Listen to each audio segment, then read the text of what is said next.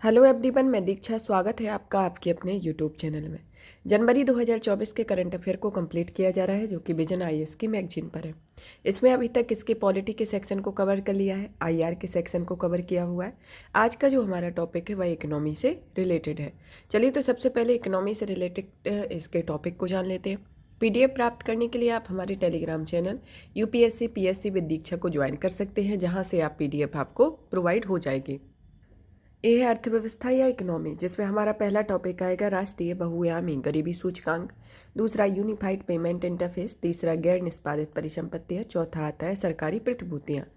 फिर इसके अंतर्गत आपका नेक्स्ट टॉपिक दिया गया है पेट्रोलियम अन्वेषण एवं उत्पादन, खाद्य प्रसंस्करण उद्योग, प्रधानमंत्री ग्राम सड़क योजना। संक्षिप्त सुर्खियों के अंतर्गत दिया गया है भारत विश्व का चौथा सबसे बड़ा शेयर बाजार बन गया है। सार्वजनिक भारतीय कंपनियों की डायरेक्ट लिस्टिंग करेगा। मनरेगा के तहत मजदूरी भुगतान अब केवल आधार आधारित भुगतान प्रणाली के माध्यम से ही किया जाएगा। 16वां वित्त आयोग, प्रत्यक्ष कर जीडीपी का अनुपात 15 साल के सर्वोच्च स्तर पर है।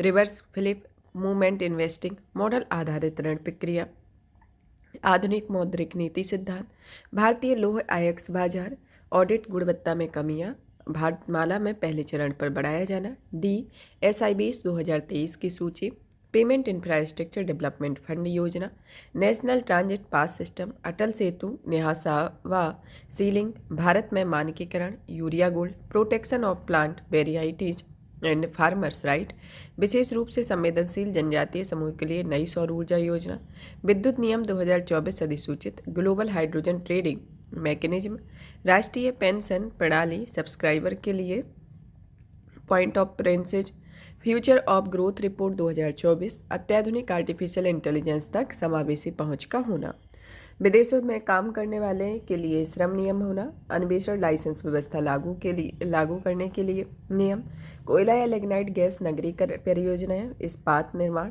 एसबीआई का एक शोध रिपोर्ट के अनुसार व्यक्तिगत आय असमानता में कमी आई है। तो ये प्रमुख इसके मेजर टॉपिक हैं। इन मेजर टॉपिक के अंतर्गत एक एक करके टॉपिक को कंप्लीट किया जाएगा। चलिए तो शुरू करते हैं। राष्ट्रीय बहुआयामी गरीबी सूचकांक के बारे में। इस सूचकांक को नीति आयोग ने 2005-06 के भारत में बहुआयामी गरीबी के शीर्षक से एक चर्चा पत्र को जारी किया गया है। तो हाल ही में क्या हुआ है कि नीति आयोग ने 2005-06 में भारत के बहुआयामी शीर्षक से एक चर्चा परिपत्र को जारी किया है। चलिए तो जानते हैं बहुआयामी गरीबी होती क्या है और इसका आकलन किस तरीके से किया जाता है। गरीबी का आकलन करने और उसे समझने की एक मापन विधि होती है। इसके आय के अलावा अन्य कारकों और आयामों का भी उपयोग किया जाता है। बहुआयामी गरीबी में गरीबों द्वारा दैनिक जीवन में सामना किए जाने वाली अलग अलग अभावों को शामिल किया जाता है। इनके अभाव में बेहतर करने के लिए बेहतर स्वास्थ्य देखभाल सुविधाओं का अभाव होना, शिक्षा की कमी होना, जीवन यापन का निम्न स्तर होना, अच्छा रोजगार नहीं होना और हिंसा का खतरा आदि इसके अंतर्गत आता है। ये जो गरीबी का उन्मूलन के संदर्भ में है, यह सतत विकास के लक्ष्य फर्स्ट के अंतर्गत आता है। जो सतत विकास के लक्ष्य निर्धारित किए गए हैं, जिनको 2030 तक फुलफिल करना है, उनके संदर्भ में ये आपका गरीबी कोष के सभी रूपों में उन्मूलन का लक्ष्य इसमें लक्ष्य 1 के अंतर्गत आता है। यह जो लक्ष्य है वह केवल आय और उपभोग के स्तर पर नहीं बल्कि अन्य कई सुविधाओं के आधार पर उन्मूलन की बात की गई है। चलिए तो देखते हैं कौन कौन से उन्मूलन है, कौन कौन से इनके मापक दिए गए हैं। बहुआयामी गरीबी सूचकांक में व्यक्तिगत स्तर पर गरीबी का आकलन किया जाता है और यह जो गरीबी है वह अल्किरे फोस्टर विधि से अधिक उपयोगी की गई है। तो अब ये जो विधि है वह कौन सी विधि होती है? अल्किरे फोस्टर विधि। अल्किरे फोस्टर विधि जो होती है वह एक प्रकार की गरीबी का प्रसार और गहनता दोनों दिखाई देती है। इस गरीबी में आपको इसका प्रसार भी दिखाई दिया जाएगा और गहनता भी दिखाई जाएगी। प्रसार मतलब संख्या और तीव्रता, गहनता मतलब तीव्रता। अल्किरे फोस्टर विधि जो है वह गरीबी के विभिन्न संकेतकों में एक व्यक्ति या परिवार द्वारा उस समय अनुभव की जाने वाली अभावों या ओवरलैपिंग वाले अभावों की संख्या की गणना करती है और यह विधि गरीबी या खुशहाली को मापने के लिए एक लचीली तकनीक भी होती है। तो यह जो गरीबी है इस संदर्भ में ये विभिन्न संदर्भ में देखी जाती है। तो इस मेथड के अनुरूप यह कार्य करती है, मतलब कि इससे यह विधि अधिक उपयोग लाई जा रही है। ग्लोबल एमपीआई के बारे में, जो कि एक वैश्विक स्तर पर गरीबी का एक मान्यता प्राप्त विधि है, जिसकी सहायता से मुद्रा संबंधी पहलुओं के अलावा कई आयामों में भी गरीबी का आकलन किया जाता है। पहली बार जब ग्लोबल एमपीआई रिपोर्ट प्रकाशित की गई थी तो उस रिपोर्ट को Oxford poverty and human development initiative और संयुक्त राष्ट्र विकास कार्यक्रम के ने 2010 में संयुक्त रूप से जारी किया हुआ था, जिसमें 100 विकासशील देश को शामिल किया गया था और इसके साथ व्यक्ति एक साथ सामना किए जाने वाले स्वास्थ्य, शिक्षा, जीवन स्तर में गंभीर अभावों को दर्शाया था। और यदि कोई व्यक्ति 10 संकेतकों में से एक तिहाई और उससे अधिक अभाव संकेतकों का सामना कर रहा है तो वह ग्लोबल एमपीआई उस व्यक्ति को एमपीआई गरीब के रूप में मान्यता है।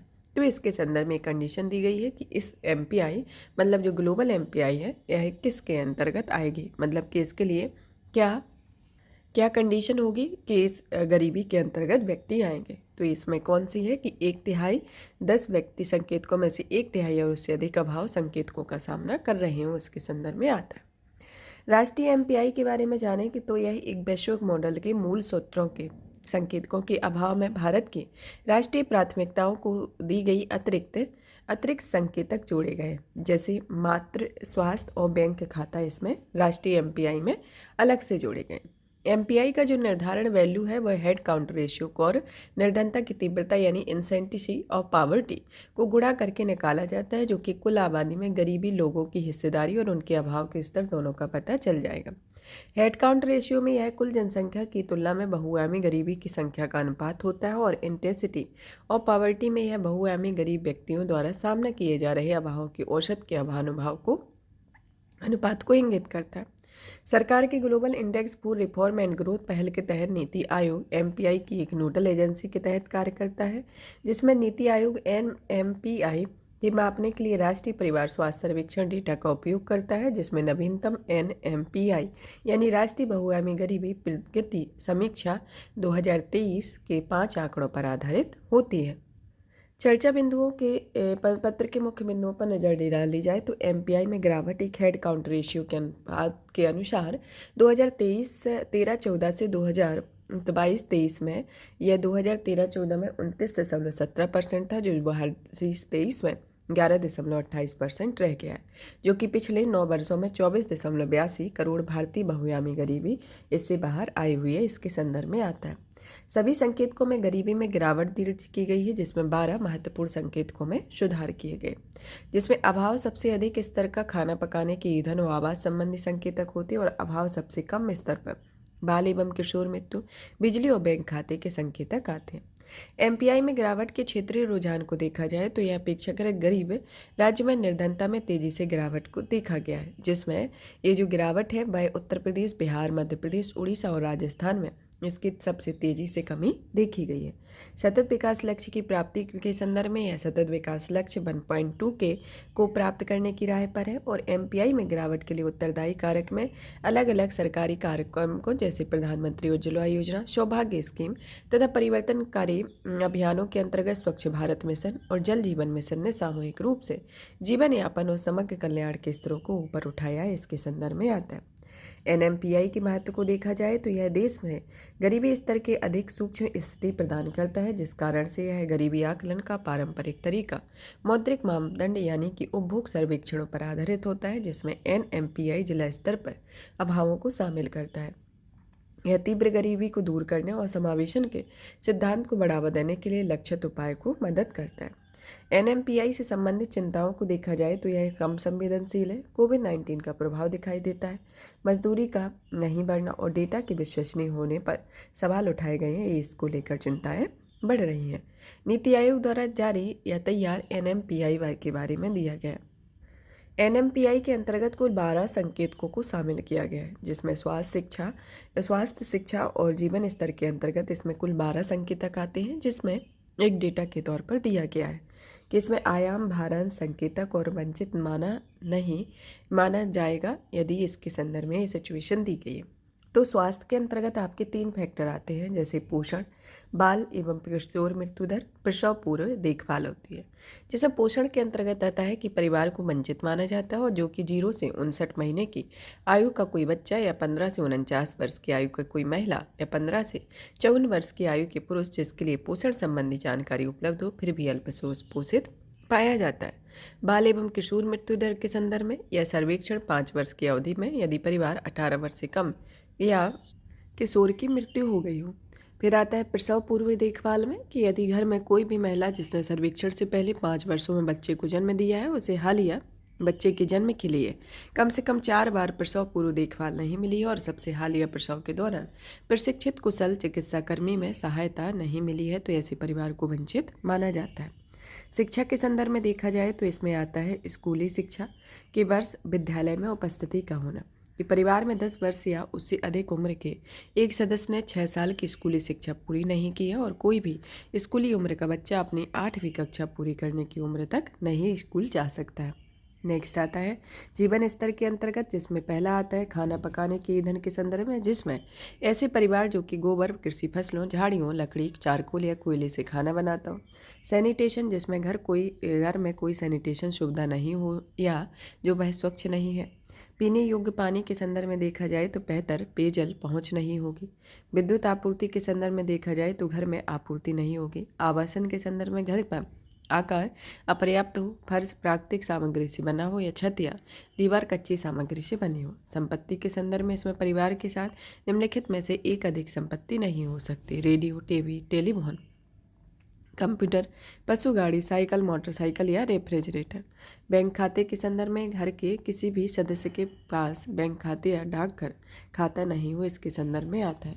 तो ये जीवन स्तर से जुड़े हुए प्रमुख पहलू हैं। शिक्षा के स्तर पर पहलू और स्वास्थ्य के संदर्भ में आते हैं। ये प्रमुख पहलू देखे गए। आगे की राय में देखा जाए तो एमपीआई की गणना के लिए नए आयामों को शामिल करना है, जैसे लर्निंग आउटकम, कम सामाजिक भेदभाव, असंगठित श्रम, पर्यावरण का क्षरण आदि का शामिल होना है।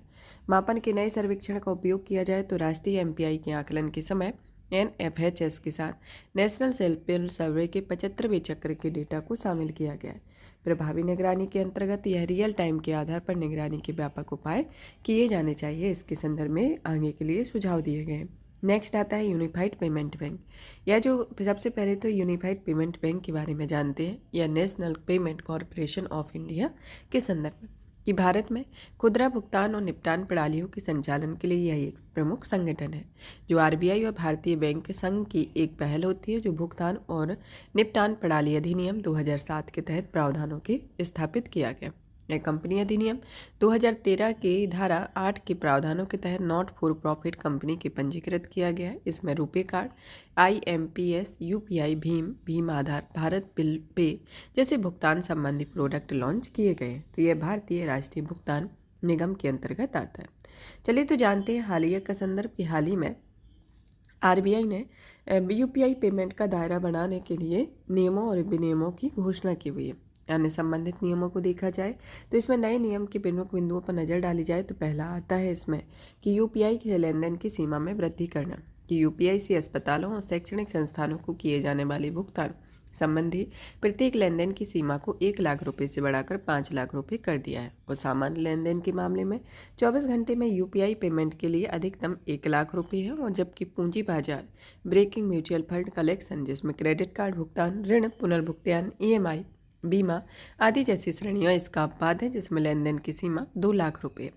आवर्ती या रेकरिंग ऑनलाइन लेनदेन के लिए ई-मैंडेट्स में वृद्धि के संदर्भ में यह क्रेडिट कार्ड बिल भुगतान, म्यूचुअल फंड सब्सक्रिप्शन, बीमा प्रीमियम भुगतान के लिए एडिशनल फैक्टर ऑफ ऑथेंटिफिकेशन के बिना ई-मैंडेट की भुगतान सीमा 15,000 रुपये से बढ़ाकर 1 लाख रुपये कर दी गई।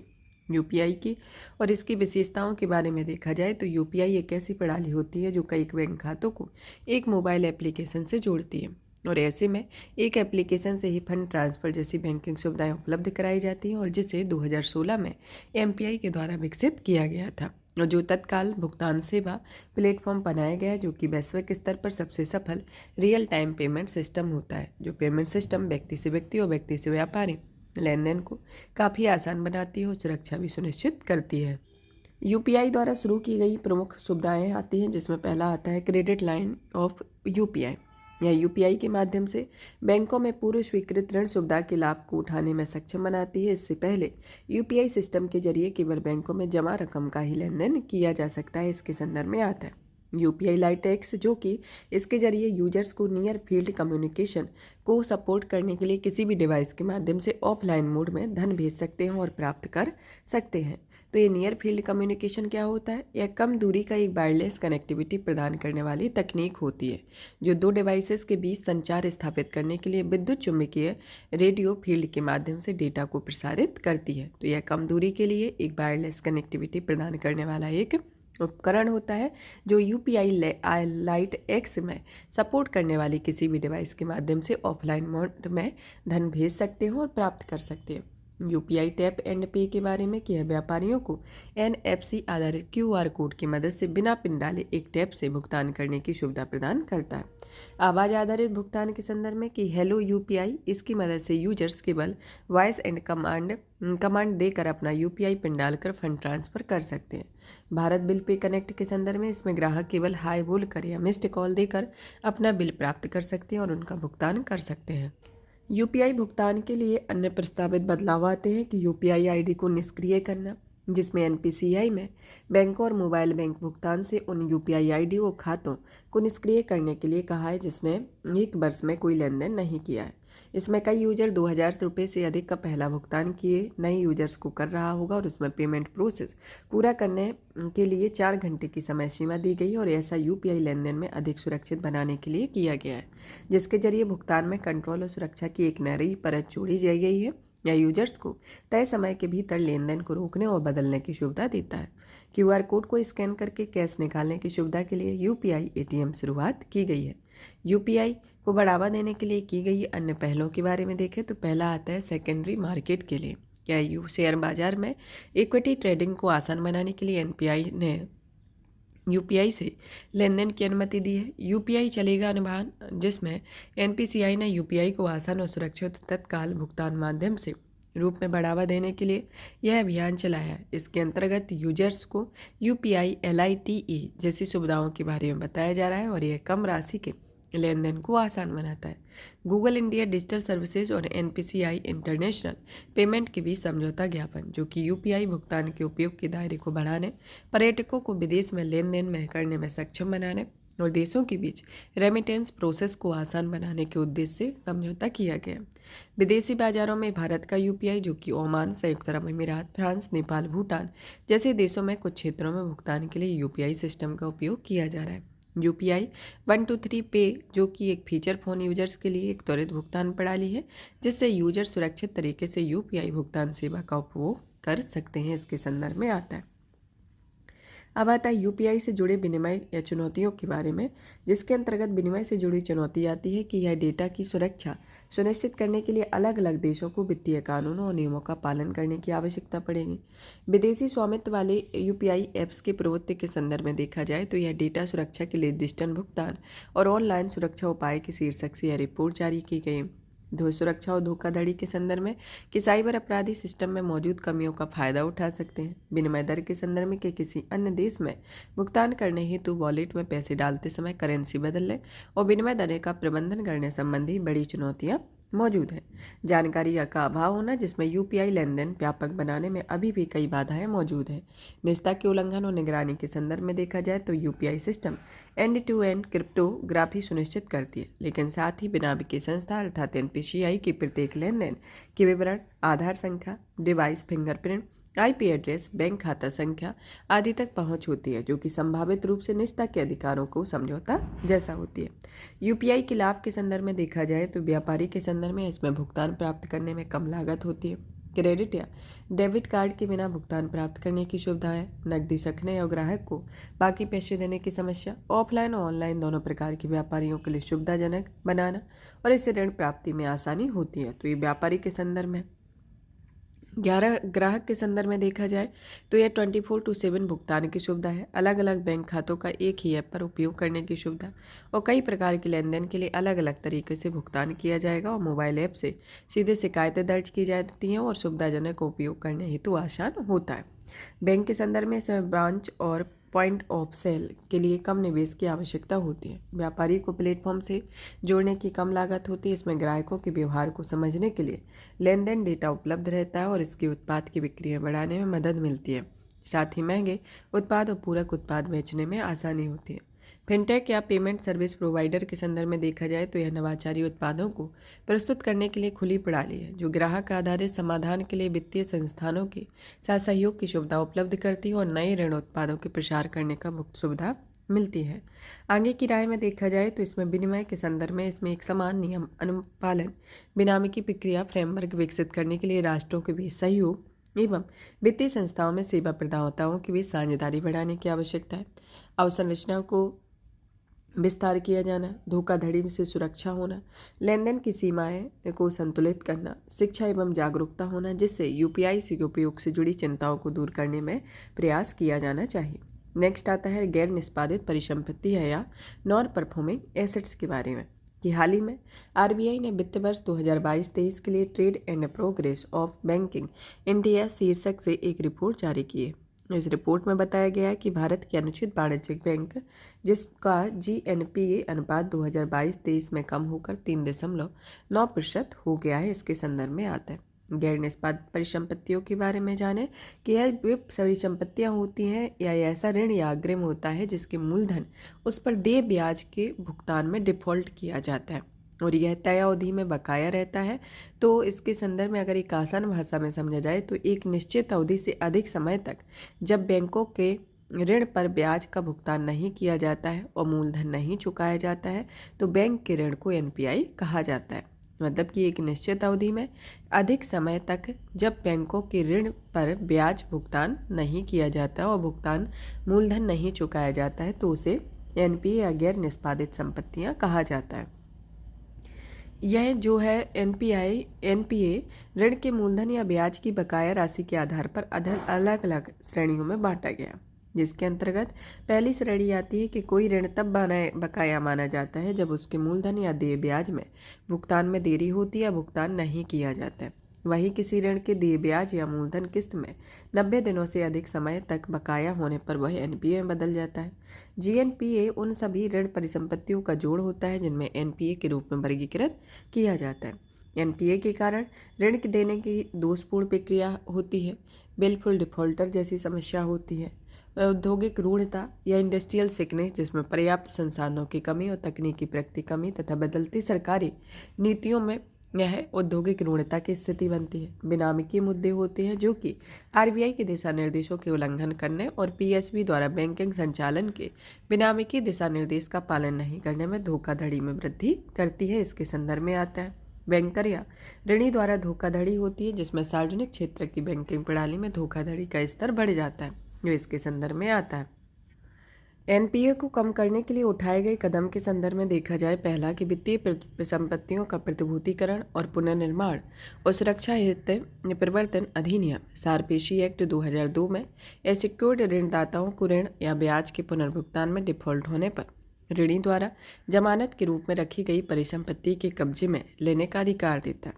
ऋण वसूली अधिकरण के संदर्भ में यह ऋण वसूली और दिवालियापन अधिनियम 1993 के तहत स्थापित किया गया है, जिसमें इस कारण से कानून शीघ्र न्याय करने ऋणों की वसूली करने के अधिकरण की स्थापना का प्रावधान करता है।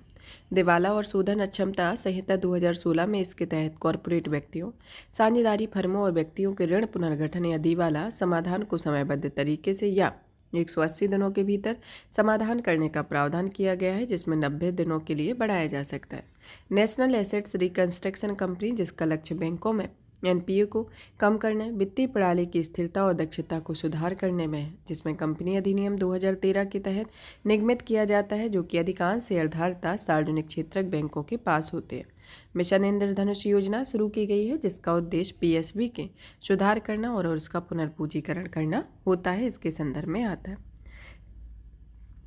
एनपीए के वर्गीकरण के संदर्भ में देखा जाए तो इसमें एनपीए के वर्गीकरण को 3 तरीके से विभाजित किया गया है। पहला आता है सब स्टैंडर्ड एसेट्स, दूसरा आता है डाउटफुल एसेट्स या लॉस एसेट। सब स्टैंडर्ड एसेट्स वे एसेट्स होते हैं जिन्हें 12 महीने या इससे कम अवधि के लिए एनपीए बने रहते हैं, और डाउटफुल एसेट्स वो होते हैं जिसमें ऐसे एसेट्स जो 12 महीने से अधिक समय तक सब स्टैंडर्ड श्रेणी में बने रहते हैं, और लॉस एसेट्स वो एसेट्स होते हैं जिसे बैंक पूरी तरह से राइट ऑफ या बट्टे खाते नहीं करते, लेकिन हानि के रूप में अपने खाते में दर्ज करते हैं। उन्हें लॉस एसेट्स कहा जाता है और सामान्यतः बैंक द्वारा आंतरिक या बाह्य लेखा परीक्षकों द्वारा आरबीआई द्वारा ऐसे एसेट्स को लॉस या हानि मान लिया जाता है। इसके संदर्भ में आता है एनपीए के प्रभाव के संदर्भ में देखा जाए तो एनपीए का प्रभाव आर्थिक समृद्धि के संदर्भ में आता है कि यह गतिविधियों को ऋण नहीं देते। जैसे अन्य उत्पादक जो गतिविधियां हैं उनको बैंक की जो अन्य उत्पादक गतिविधियां हैं उनको ऋण नहीं देते हैं और इससे आर्थिक गतिविधियां धीमी हो जाती हैं और रोजगार के अवसरों में कमी आती है तथा मुद्रास्फीति जैसी समस्या होती है। अधिक ब्याज दर होता है, ब्याज दरों में वृद्धि होती है। बैंकों पर जनता का भरोसा कम होता है। लंबित मामले होते हैं जो अदालतों की वर्तमान व्यवस्था में ऋण वसूली समस्या से निपटने के लिए अधिक दक्ष नहीं होते। पूंजी पर्याप्तता से संबंधित मुद्दे होते हैं जिसमें बैंकों का पूंजी आधार कम होता है। जिसमें एनपीए बढ़ता है तो पूंजी पर्याप्तता से संबंधित मानदंडों को पूरा करने की समस्या का सामना करते हैं। Trade and progress of banking India report 2022-23 के अनुसार जिसमें पहला आता है अनुसूचित वाणिज्यिक बैंकों की संयुक्त बैलेंस शीट जो कि 2022-23 में 12.2% बढ़ी है। यह विगत 9 वर्षों में सबसे अधिक वृद्धि है। 2022-23 में शहरी सरकारी बैंकों की संयुक्त बैलेंस शीट 2.3 की वृद्धि हुई है जो कि गैर बैंकिंग वित्तीय कंपनियों की संयुक्त बैलेंस शीट में 14.8% की वृद्धि हुई है। असुरक्षित माने जाने वाले रिटेल सेगमेंट में बैंक ऋण वृद्धि दर और कुल बैंक ऋण वृद्धि आगे निकल गई है। 2022-23 के दौरान बैंकों द्वारा रिपोर्ट की गई धोखाधड़ी की कुल राशि 6 साल के निचले स्तर पर आधारित है और वही धोखाधड़ी में शामिल औसत राशि 1 दशक से कम है। अनुसूचित वाणिज्यिक बैंकों का CRAR सितंबर 2023 में 16.8% पहुंच गया है जिसमें पास जमाकर्ताओं में पैसे की सुरक्षा के लिए पर्याप्त मौजूद है। रिपोर्ट के लिए मुख्य चिंताओं के संदर्भ में देखा जाए तो बैंकों के निर्देशक का लंबा कार्यकाल है, जोखिम प्रबंधन पर व्यापक नीति प्रभाव और शहरी सरकारी बैंकों तथा नियमों के पालन में कोताही की समस्या मौजूद रहती है और इसके अंतर्गत कंस्ट्रक्शन रिस्क बढ़ता है जो कि एनबीएफसी द्वारा उधार लेने के चलन में वृद्धि के कारण जोखिम बढ़ा हुआ है। आगे की राय में देखा जाए तो इसमें सरकारी समर्थन के लिए एक 4 व्यापक R या 4R रणनीति कि में एनपीओ को कम और एपीएसबी को मजबूत किया जाता है। इसके अंतर्गत 4R में आता है पहला रिकॉग्निशन या पहचान का होना जो कि एनपीए की पहचान में पारदर्शिता लाना है। रेजोल्यूशन या समाधान के संदर्भ में इसमें स्टैंडर्ड खातों का समाधान करना और जितना संभव हो सके ऋण की रिकवरी करना। रिकैपिटलाइजेशन जो कि पुनर्पूंजीकरण से संबंधित है जिसमें सार्वजनिक क्षेत्रों में पूंजी बैंकों में फिर से पूंजी डालना है। पीएफ रिफॉर्म जो कि पीएसपी और वित्तीय कार्यप्रणाली में सुधार करने से संबंधित होता है। ऋण देने के बाद निगरानी भुगतान को मजबूत करना होता है जिसमें ऋण को मंजूरी प्रक्रिया देने के संदर्भ में नए ऋण देने और पहले के ऋण को नए ऋण में बदलने के लिए ऋण मंजूरी निर्धारित प्रक्रिया होनी चाहिए। संस्थागत तंत्र के संदर्भ में देखा जाए तो बड़ी औद्योगिक अवसंरचना परियोजनाओं तथा लंबे समय के लिए वित्त पोषण के लिए आवश्यकता को पूरा करने के लिए नए विकास वित्तीय संस्थानों की स्थापना की जा रही है। जोखिम प्रबंधन के संदर्भ में बैंकों को एक समूह, एक क्षेत्र और एक क्षेत्र के दिए जाने वाले अधिक ऋण और असमान परिपक्वता अधिक वाले अधिक ऋण से जुड़े कंस्ट्रक्शन रिस्क को कम करने के लिए विचार करना चाहिए। इसके संदर्भ में आता है सरकारी प्रतिभूतियों के संदर्भ में या जी सिक्योरिटीज के बारे में कि हाल ही में भारतीय रिजर्व बैंक ने आरबीआई के दिशा निर्देशों 2023 में जारी किए। यह सरकारी प्रतिभूतियों को उधार लेने उधार देने की अनुमति दी गई है। यह सरकारी प्रतिभूतियों से आशय वैसी प्रतिभूतियों से होता है जो किसी व्यक्ति को शुल्क के बदले पात्र गवर्नमेंट सिक्योरिटी उधार दे सकता है और उधार लेने वाले व्यक्ति के लिए इसके बदले में कोई जमानत के तौर पर रखनी पड़ती है। मतलब कि कोई भी सरकारी प्रतिभूतियों से जमानत के तौर पर रखनी पड़ती है और उसके लिए एक तय अवधि दी जाती है कि उस अवधि तक आपको इसका पैसे के संदर्भ में रहता है। यह जो लेन देन होता है वह केंद्र सरकार द्वारा जारी सरकारी प्रतिभूतियों को उधार लेने और देने से किया जाता है जिन्हें ट्रेजरी बिल में शामिल नहीं किया जाता है। और ये जो लेन देन है वह ट्रेजरी बिल सहित केंद्र सरकार द्वारा जारी प्रतिभूतियों और राज्य सरकार के बॉन्ड के जमानत के तौर पर रखा जाता है। अन्य दिशा निर्देशों में देखा जाए तो इसमें पहला आता है कौन दे सकता है प्रतिभूति उधार और जीएसएल लेन देन की अवधि के बारे में। रेपो लेन देन करने के लिए पात्र संस्थाएं एवं ऐसी संस्थाएं जिन्हें आरबीआई की मंजूरी हो और दूसरी आती है न्यूनतम 1 दिन या शॉर्ट सेल को कवर करने के लिए अधिकतम अवधि होती है।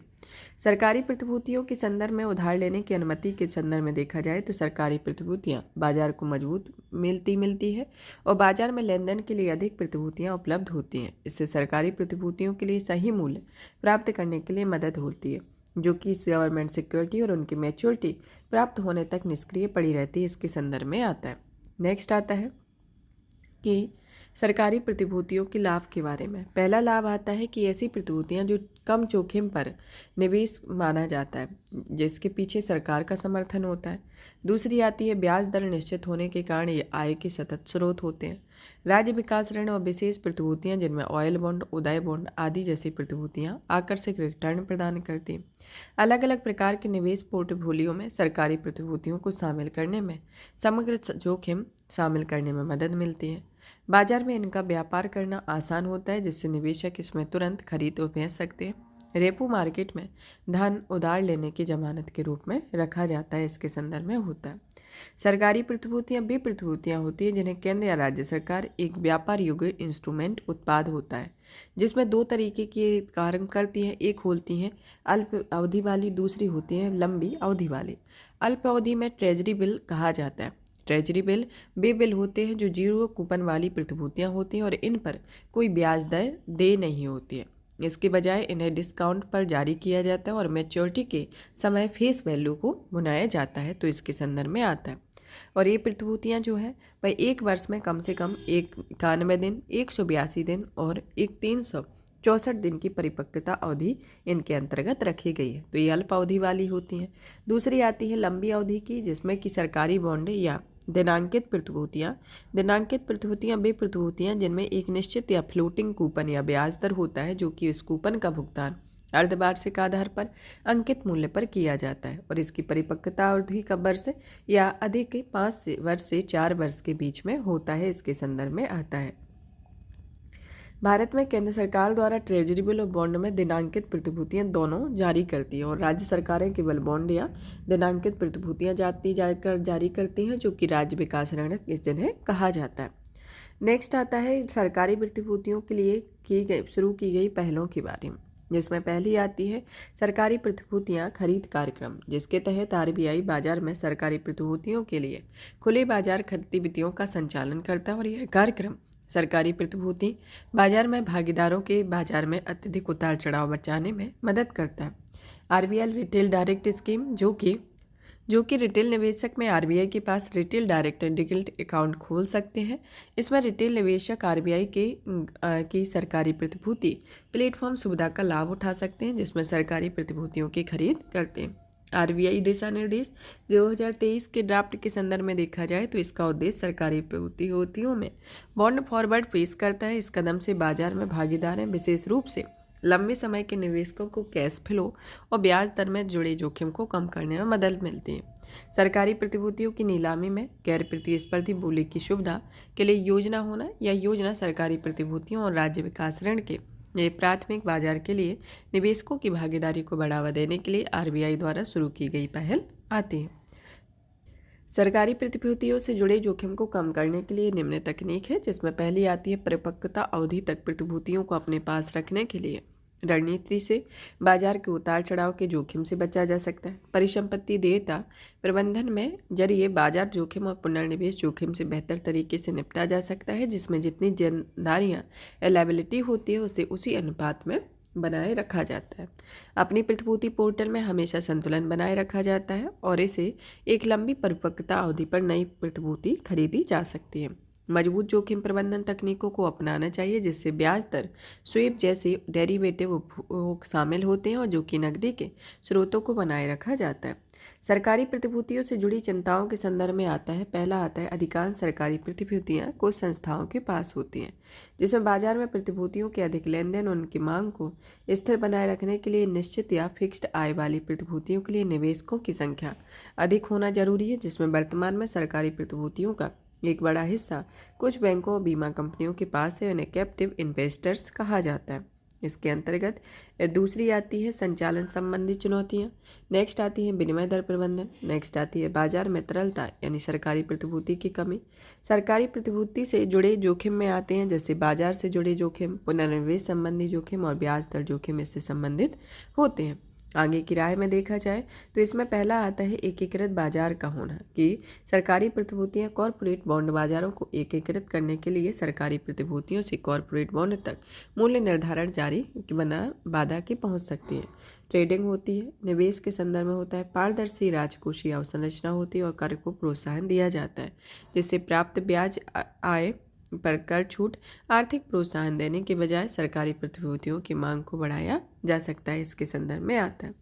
अन्य संबंधित सुर्खियों में आता है राज्य सरकार की गारंटी, जो कि भारतीय रिजर्व बैंक में ऋण के बदले राज्य सरकार की गारंटी पर गठित कार्य समूह की रिपोर्ट जारी की गई, जो कि 2022 में राज्य वित्त सचिवों के 32वें सम्मेलन में राज्य सरकारों द्वारा अपनी एजेंसियों के ऋण में दी जाने वाली गारंटियों की अधिक निगरानी नहीं किए जाने और रिपोर्टिंग की समस्या की चर्चा की गई है और इस समस्या के कार्य समूह के गठित किया गया है। इसके अंतर्गत देखा जाए तो यह आकस्मिक देय यानी भुगतान करने के दायित्व से है जब ऋण लेने वाला कोई व्यक्ति संस्था या ऋण चुकाने में डिफॉल्ट करता है या गारंटी देने वाला निवेशक या ऋणदाता संस्था को भुगतान करता है, तो इस तरह के ऋणदाताओं को ऋणी के डिफॉल्ट में होने की सुरक्षा मिलती है, जिसमें राज्य सरकारों के उपक्रमों में सरकारी संस्था, शहरी स्थानीय निकाय और राज्य के स्वामित्व वाली अन्य संस्थाओं द्वारा लिए जाने वाले ऋण में पर अपनी ओर से गारंटी देती है, जिसमें ऋणदाताओं, वाणिज्यिक बैंकों और अन्य वित्तीय संस्थाओं को दी जाती है। इसके अंतर्गत जोखिम आते हैं जैसे राजकोषीय जोखिम, नैतिकता संबंधी जोखिम भी इससे जुड़े हुए होते हैं। आरबीआई की रिपोर्ट में कुछ प्रमुख सिफारिशें की गई हैं कि उनके उद्देश्यों को स्पष्ट रूप से उल्लेख नहीं करना, गारंटी देने के बदले राज्य सरकारें न्यूनतम शुल्क लगाती हैं, एक वर्ष में दी जाने वाली वृद्धिशील गारंटियों की अधिकतम सीमा निर्धारित की जानी चाहिए, जैसे कि एक वर्ष में राज्य की कुल राजस्व प्राप्तियों में 5% या जीएसडीपी में यह 0.5% से अधिक नहीं होती है और राज्य की मोचन निधि को योगदान करना चाहिए। इस गारंटी के भुगतान की स्थिति में इस फंड में भुगतान करने हेतु इसकी स्थापना की गई है, जो कि एक स्वैच्छिक है। इसके संदर्भ में आता है पेट्रोलियम अन्वेषण एवं उत्पादन के बारे में कि oil and natural gas corporation ने कृष्णा गोदावरी बेसिन में अपने क्लस्टर 2 डीप सी परियोजना में से तेल का उत्पादन शुरू कर दिया है, जिसे कृष्णा गोदावरी बेसिन आपका बंगाल की खाड़ी में स्थित है। तो इसके तेल के उत्पादन शुरू करने के संदर्भ में यह सुर्खियों में रहा है। तो चलिए जानते हैं भारत में पेट्रोलियम बेसिन के बारे में कि पेट्रोलियम बेसिन जो है वह चट्टानों और तलछटों का एक विविध संग्रह इसमें शामिल होता है, जिसमें महत्वपूर्ण पेट्रोलियम स्रोत वाली चट्टानें शामिल हैं, जो कि सेल स्रोत चट्टानें किसी बेसिन में सेल संरचनाएं होती हैं और यह तेल और गैस का निर्माण करती है, जो कि कुल 26 तलछट बेसिन होती है और जो कि कुल क्षेत्रफल का 3.4 मिलियन वर्ग किलोमीटर के क्षेत्र में आती है। इसमें तो कुल तलछट में 49% भाग भूमि पर स्थित होता है, 12% भाग उथले पानी में, 39% भाग डीप वाटर क्षेत्र में स्थित होता है। यह जो क्षेत्र होता है वह अन्य आर्थिक क्षेत्र जोन के अंतर्गत आता है, जो समुद्र तट से समुद्र की ओर 200 नॉटिकल मील तक फैला हुआ एरिया होता है, जो राष्ट्रीय सरकार को इस जल क्षेत्र में स्थित सभी संसाधनों के प्रबंधन, अन्वेषण, दोहन और संरक्षण करने का अधिकार मिलता है, जिसमें सजीव और निर्जीव दोनों प्रकार के संसाधन इसमें शामिल होते हैं। हाइड्रोकार्बन संसाधनों की परिपक्वता के आधार पर इन बेसिनों को निम्न श्रेणियों में विभाजित किया गया। पहली श्रेणी आती है जिसमें व्यावसायिक रूप से उत्पादित और उत्पादन करने वाले बेसिन होते हैं, जिनमें कुल 7 हैं। श्रेणी 2 के अंतर्गत वैसे क्षेत्र आते हैं जिन्हें हाइड्रोकार्बन संसाधनों की संभावना वाले क्षेत्र के रूप में पहचाना गया है, और श्रेणी 3 के अंतर्गत वे क्षेत्र आते हैं जिसमें 14 बेसिन हैं, जो हिमालय, फोरलैंड बेसिन, गंगा, केरल, कोंकण, लक्षद्वीप, बंगाल, करेबा, स्पीति, जौस्कर, सतपुड़ा, दक्षिण रेवा, दामोदर, नर्मदा, डेक्कन, स्वीकिस, भीमा, कलांदगी, कोडप्पा, प्राणहिता, गोदावरी, बस्तर, छत्तीसगढ़ आता है। कच्चा तेल निकालने की विधियों के संदर्भ में देखा जाए तो इसमें 2 तरीके की विधि से कच्चा तेल निकाला जाता है। एक आता है अपतटीय विधि, जिसके अंतर्गत अपतटीय ड्रिलिंग में अरब सागर और बंगाल की खाड़ी में समुद्री क्षेत्र में अपतटीय ड्रिलिंग के जरिए तेल का उत्पादन होता है, और दूसरा आता है तटवर्ती ड्रिलिंग, जिसमें यह भूमि आधारित बेसिन में कच्चा तेल निकालने की विधि होती है, जिसमें देश भर में अलग अलग तलछटी घाटियों को कवर किया जाता है। ओएनजीसी भारत में सबसे बड़ी एक गैस उत्पादक कंपनी होती है, जिसमें देश में हाइड्रोकार्बन उत्पादन 72% का योगदान होता है। पेट्रोलियम अन्वेषण और उत्पादन को बढ़ाने के लिए उठाए गए कदम के संदर्भ में देखा जाए तो पहला आता है तेल और प्राकृतिक गैस संसाधनों को मजबूत प्रबंधन बढ़ावा देने के लिए हाइड्रोकार्बन महानिदेशालय का गठन करना। अनुबंध प्राप्ति के लिए आवेदन जमा करने की प्रक्रिया को डिजिटल और मानकीकृत करना, जिससे ई प्लेटफॉर्म विकसित किया जाए। नेशनल डेटा रिपोजिटरी को 2017 के लिए आम जनता के लिए शुरू किया गया है। यह अन्वेषण उत्पादन को कार्यों को बढ़ावा देने के लिए सरकारी डेटा बैंक के रूप में कार्य करता है। यह निवेशकों के लिए डेटा E&P डेटा को सभी दिन और सभी समय में 24/7 पहुंच के लिए NDR को क्लाउड आधारित या वर्चुअल डेटा रूम के साथ अत्याधुनिक सुविधा में अपग्रेड कार्य प्रगति पर है। भारत हाइड्रोजन कार्बन विजन 2025 में यह हाइड्रोकार्बन के विकास के लिए व्यापक रूपरेखा या लक्ष्य निर्धारित करता है। नेशनल सिस्मिक प्रोग्राम के अंतर्गत यह पूरे भारत में तलछट बेचनों के नए सिरे के आकलन करता है। एक डेटा बैंक को देखा जाए तो भारत विश्व में तीसरा सबसे बड़ा ऊर्जा और तेल उपभोक्ता देश है।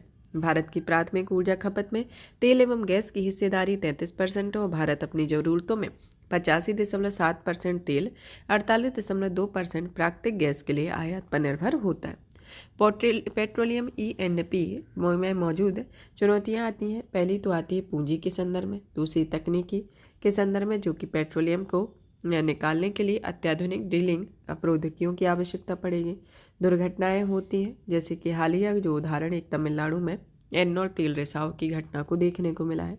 पर्यावरण से संबंधित होगी, समुदाय का विस्थापन होगा, इसके संदर्भ में आता है। देश में पेट्रोलियम के अन्वेषण एवं उत्पादन का महत्व रहा है, जिसमें पहला आता है आयात बिल में कमी, जो कि भारत अपने कच्चे तेल में आवश्यकताओं का लगभग 85% आयात करता है। इस प्रकार स्वदेशी पेट्रोलियम उत्पादन से व्यापार घाटा काफी कम हो जाएगा। सामरिक महत्व होता है, जो कि भू राजनीतिक अनिश्चितताओं की आपूर्ति में व्यवधान और वैश्विक बाजार की कीमतों में उतार चढ़ाव के प्रति संवेदनशीलता की में कमी करता है। राजस्व सृजन होता है, जो कि स्वदेशी पेट्रोलियम उत्पादन कर रॉयल्टी और लाभ साझाकरण समझौते के द्वारा सरकारी कोष को योगदान करेगा। रोजगार सृजन जैसे होगा, जिसमें अन्वेषण, उत्पादन, शोधन और वितरण सहित कई गतिविधियों की नौकरियों का सृजन होगा, इसके संदर्भ में आता है।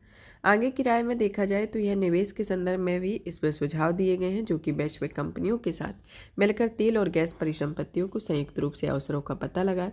उद्योग अकादमी सहयोग होगा, जो कि नवीनतम अनुसंधान और प्रौद्योगिकियों की पहुंच प्रदान करेगा। संधारणीय E&P क्यों है, उदाहरण के तौर पर देखा जाए तो ऑल इंडिया लिमिटेड ने असम राज्य जैव विविधता बोर्ड IUCN के साथ साझेदारी करके संधारणीय तेल उत्पादन के लिए प्रमुख कदम उठाए हुए हैं, इसके संदर्भ में आता है। Hydrocarbons exploration and licensing policy या हेल्प के बारे में। हेल्प पॉलिसी को 2016 में शुरू किया गया था। यह नई अन्वेषण नीति का स्थान लेगी। इसके तहत सभी प्रकार के हाइड्रोकार्बन के E&P के लिए एक ही लाइसेंस दिया जाता है, जिसमें हाइड्रोकार्बन शामिल है। पारंपरिक तेल और gas, coal bed methane, shale oil, gas hydrate इसके अंतर्गत आते हैं, जिसमें लाभ साझा करने के लिए मॉडल की जगह राजस्व करने वाले अनुबंध मॉडल अपनाए जाते हैं, जो राजस्व को सरकार और अनुबंध करने वालों के बीच साझा किया जाता है। OALP के तहत निवेशक अपनी पसंद का तेल एवं गैस ब्लॉक चुन सकते हैं और नेशनल डिपोजिटरी डेटा पर उपलब्ध करने की डेटा की मदद ले सकते हैं, इसके अंतर्गत आता है। अपरंपरागत पेट्रोलियम संसाधन के संदर्भ में देखा जाए तो यह दुर्लभ गम्य चट्टानों में संचित तेल और प्राकृतिक गैस में अपरंपरागत संसाधन के रूप में माना जाता है, जिसकी प्रक्रियाओं में पारंपरिक प्रक्रियाओं तथा खोज या विकसित या उत्पादित नहीं की जाती। पारंपरिक संसाधन प्रणाली उपयोग चट्टानों में संचित तेल और प्राकृतिक गैस के लिए किया जाता है, जिससे प्राप्त तुलनात्मक रूप से यह आसान होता है। अपरंपरागत पेट्रोलियम संसाधन में निम्नलिखित भंडार शामिल है, जिसमें कोल बेड मीथेन या कोल सीमा, जिसका आशय है कि कोयले की परतों में प्राकृतिक रूप से मीथेन गैस समृद्धि गैसों के निक्षेप से है। दूसरा आता है सेल गैस या तेल, जो कि प्राकृतिक गैस या तेल का एक रूप होता है, जो अप्रयुक्त स्थिर और स्रोत चट्टानों के छिद्रित स्थानों पर खंडों के भीतर संचित होते हैं। गैस हाइड्रेट, जो कि प्राकृतिक रूप से पाए जाने वाले बर्फ जैसे ठोस पदार्थ होते हैं, जो कि जल के अणु, गैस के अणुओं को गहरे समुद्र तट की तलछट में ध्रुवीय क्षेत्रों की परमाक्रॉस्ट मृदा के अंदर नीचे संचित कर लेते हैं, इसके संदर्भ में आता है। खाद्य प्रसंस्करण उद्योग।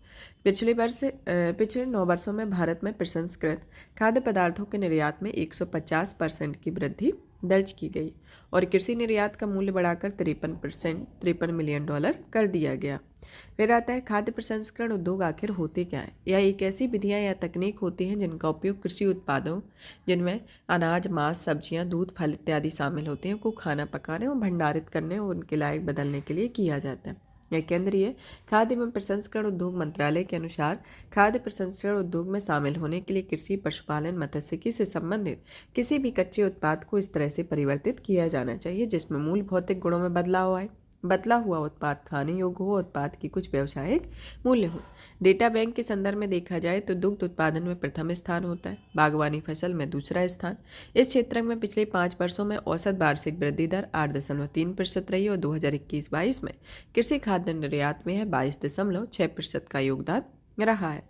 प्रसंस्कृत खाद्य पदार्थों के निर्यात से लाभ होते हैं, जिसमें पहला तो आता है कि इसमें प्रसंस्करण के कारण खाद्य पदार्थों की सेल्फ लाइफ को बढ़ाया जाता है। इससे खाद्य पदार्थों के पोषक मूल्यों को बढ़ाया जाता है, रोजगार में वृद्धि होती है, ग्रामीण विकास होता है जिससे किसानों की आय बढ़ेगी और ग्रामीण विकास को बढ़ावा मिलेगा। प्रसंस्करण में नई नई प्रौद्योगिकियों के अपनाने के लिए एक सनराइज क्षेत्र की दक्षता में सुधार होता है।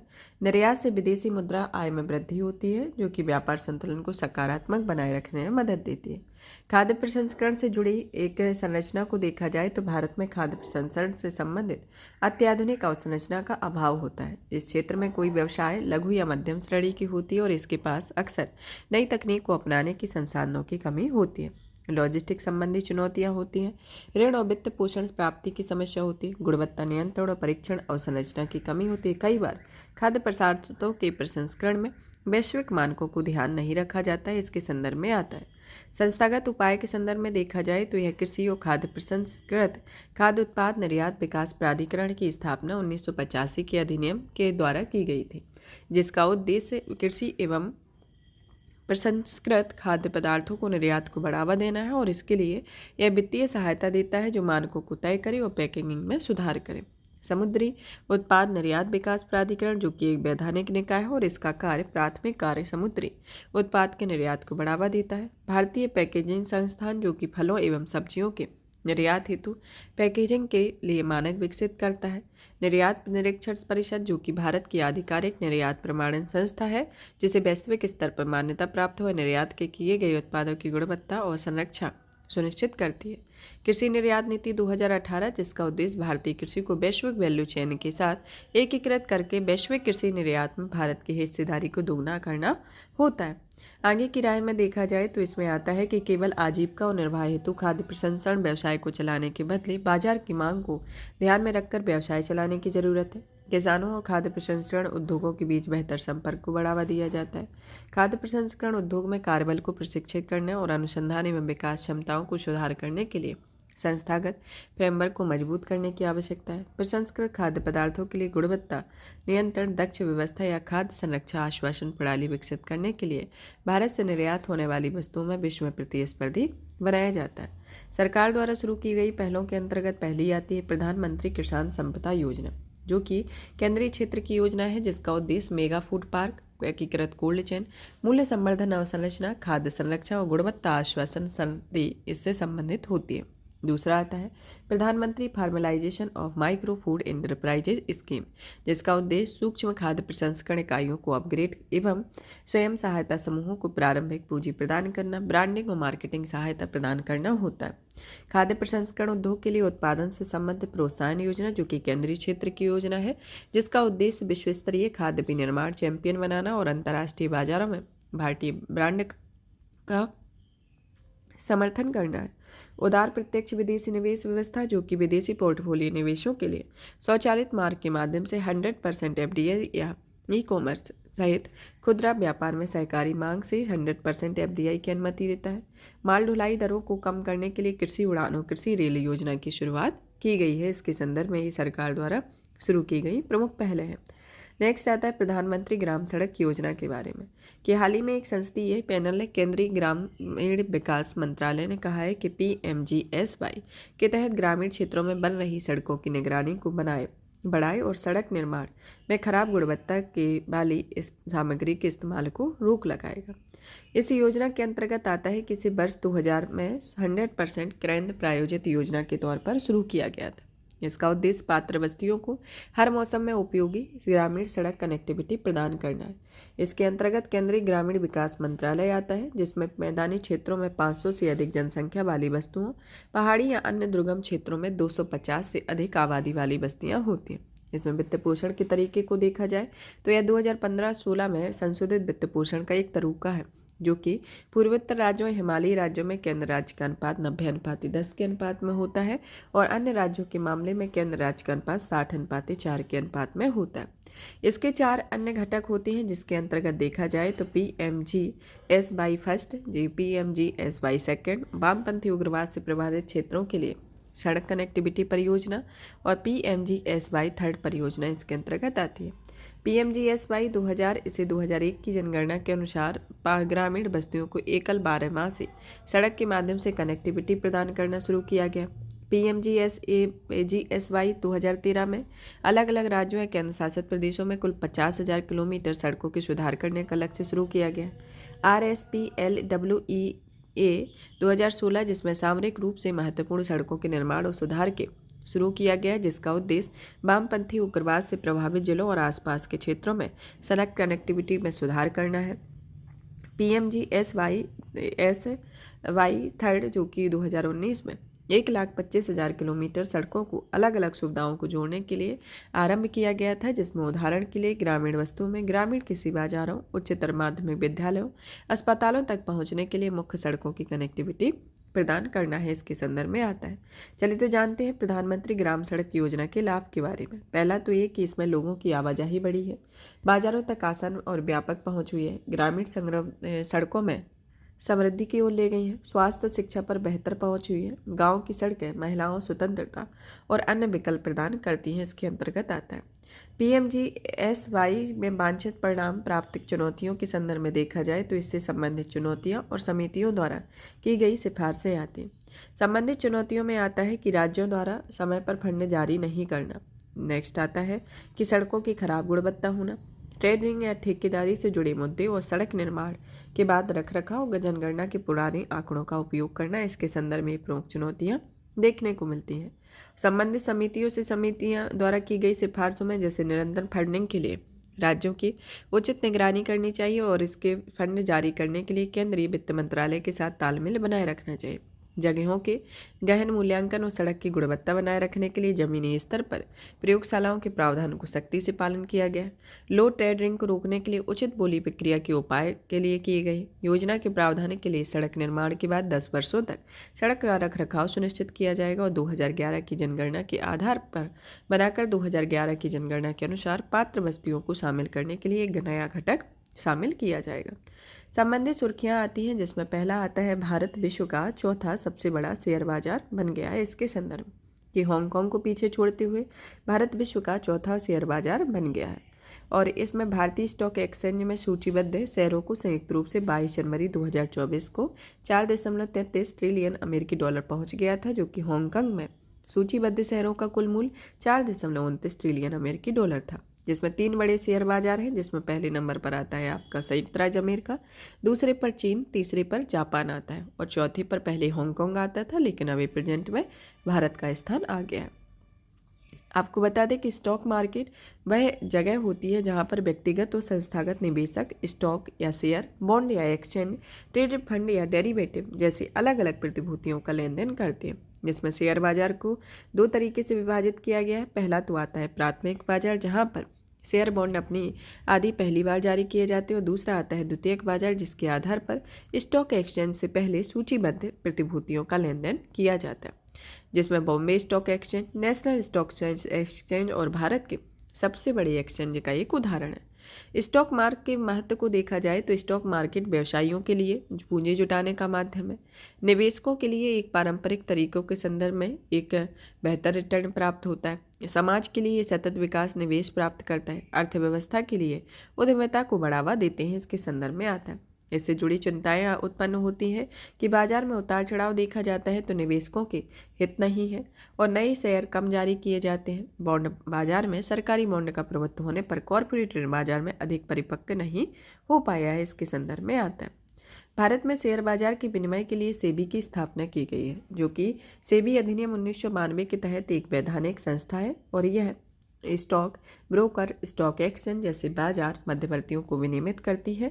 और भारतीय रिजर्व बैंक के संदर्भ में देखा जाए तो यह सरकारी प्रतिभूति बाजार आदि को विनियमित करता है। तो इसके संदर्भ में शेयर बाजारों का विनिमय सेबी और आरबीआई के द्वारा किया गया है, जिसके संदर्भ में बताया गया है। नेक्स्ट आता है कि सार्वजनिक भारतीय कंपनियों की डायरेक्ट लिस्टिंग के बारे में, कि केंद्र ने गिफ्ट या इंटरनेशनल फाइनेंशियल सर्विसेज सेंटर के एक्सचेंजों में भारतीय सार्वजनिक कंपनियों की प्रतिभूतियों की डायरेक्ट लिस्टिंग की अनुमति दी हुई है, जिसके अंतर्गत उठाए गए कदम में आता है कि कॉरपोरेट कार्य मंत्रालय ने कंपनी अनुमेय क्षेत्राधिकार में इक्विटी शेयरों की सूची नियम 2024 जारी किए हैं।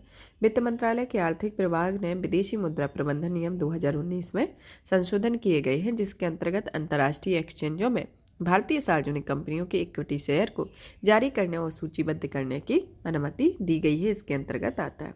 नेक्स्ट आता है मनरेगा के तहत मजदूरी का भुगतान अब केवल आधार आधारित भुगतान प्रणाली के माध्यम से ही किया जाएगा, कि मनरेगा के तहत जो भी भुगतान किया जाएगा मजदूरी का भुगतान सिर्फ अब आधार के आधार पर दिया जाएगा।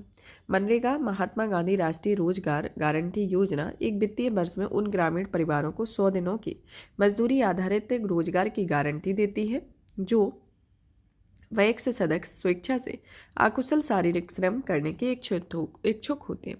2017 में एबीपीएस का उपयोग किया गया था और 1 जनवरी 2024 में से एबीपीएस का उपयोग अनिवार्य कर दिया गया। और यह किसी भी ग्राम पंचायत में कोई तकनीक समस्या आधार से संबंधित परेशानी व्यक्त है तो सरकार मामले के आधार पर छूट विचार कर सकती है। एबीपीएस जो है वह एक ऐसी कार्यप्रणाली है जिसमें एक 12 अंकों की डिजिट होती है, जो कि बैंक खाते का पता लगाने के संदर्भ में या वित्तीय पते के संदर्भ में इसका उपयोग किया जाता है। एबीपीएस के तहत भुगतान किए गए के अंतर्गत आता है एक श्रमिक के आधार संबंधी जानकारी जिसमें जॉब कार्ड जुड़ी हो, उसका आधार विवरण जो कि बैंक खाते से जुड़ा हो। श्रमिक के आधार को भारतीय राष्ट्रीय भुगतान निगम के डेटाबेस के साथ मैप किया जाता है।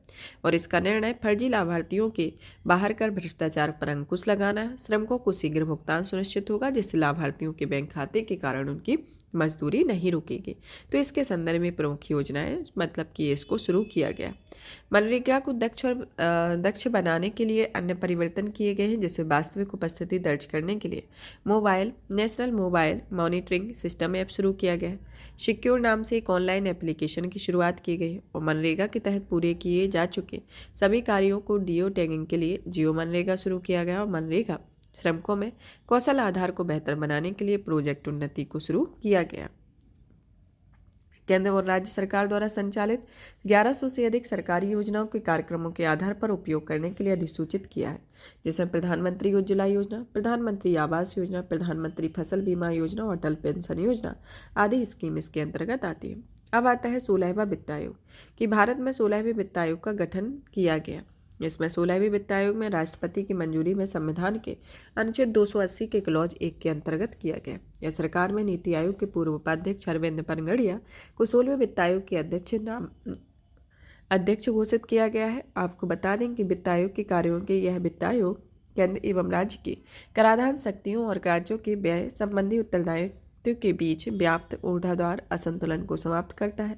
केंद्र सरकार की ओर से सभी राज्यों के लिए वित्त अंतरण में समानता लाना ताकि सभी राज्य सार्वजनिक सेवाओं का एक मानक सेट प्रदान कर सके, इसके संदर्भ में आता है।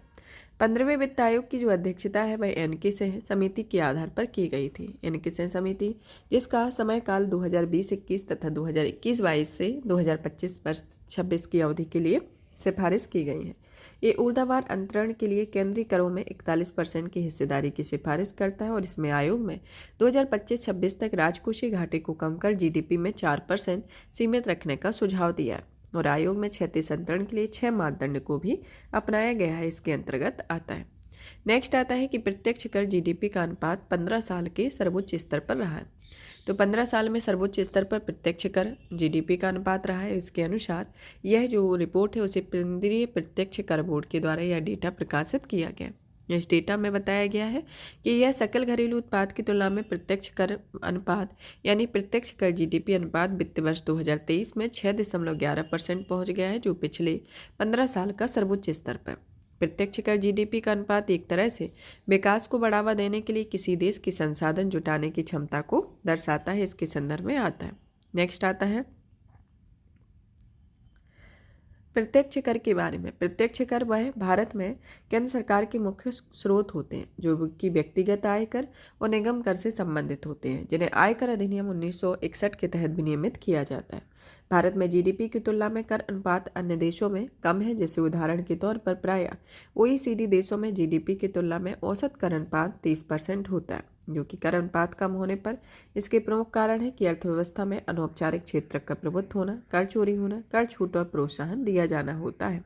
रिवर्स फ्लिप के बारे में।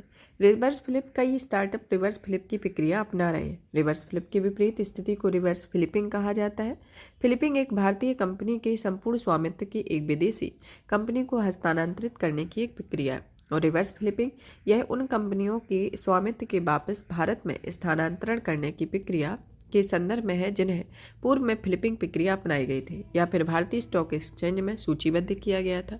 रिवर्स फ्लिपिंग के कारण भारत की विशाल और बढ़ती अर्थव्यवस्था का लाभ उठाना होता है और उद्यम पूंजी के गहन पूल पहुंच प्राप्त करना होता है। यह जो प्रक्रिया है इसे आर्थिक सर्वेक्षण 2022-23 की अवधारणा में इसका उल्लेख किया गया था, और इस प्रक्रिया में तेजी लाने के तरीके प्रस्तुत किए गए थे जो कि कॉरपोरेट कानून और पूंजी के पर्यावरण को सरल बनाने, कराधान और सरलीकरण करना होता है। मोमेंटम इन्वेस्टिंग के बारे में। मोमेंटम इन्वेस्टिंग कई एकेडमिक अध्ययनों का इससे पता चला है कि बहुत अधिक रिटर्न मिल सकता है। मोमेंटम इन्वेस्टिंग के बारे में कि यह शेयर बाजार में निवेश का एक तरीका है जिसमें निवेशक वैसे शेयरों या बॉन्ड की खरीद करते हैं जिनकी कीमतें लगातार बढ़ रही है। साथ ही निवेशक वैसे शेयर या बॉन्ड की बिक्री भी करते हैं जिनकी कीमतें गिर रही होती हैं।